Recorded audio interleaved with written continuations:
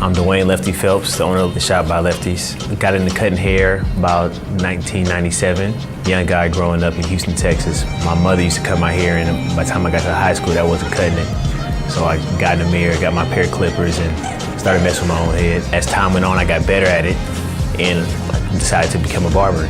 A gentleman by the name of Anthony Gathers was my mentor, owns a shop as well in Chandler and in Phoenix. Told me he was gonna open the shop up and he can come work with me. I met him as a senior in high school, went straight into cosmetology school just to learn my craft and master what I did. It took me about a year. After I got out of school, I worked at Anthony's shop as I told him I would do. Built lots of clientele. Things were booming, shop was really well.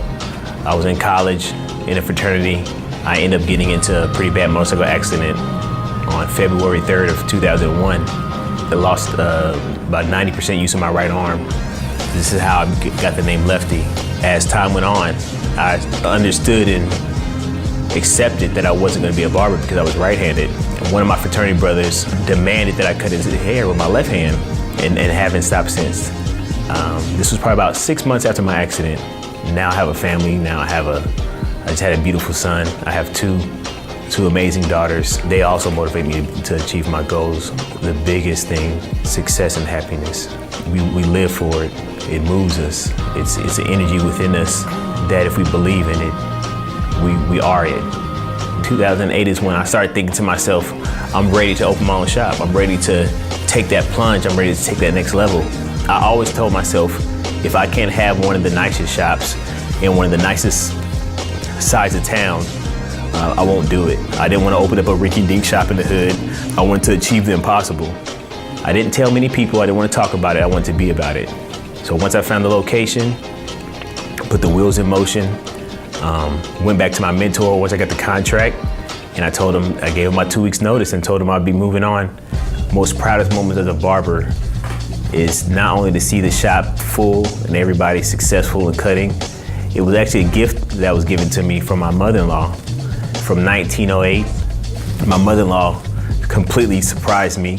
The chair was Al Capone's barber, actually, owned the chair.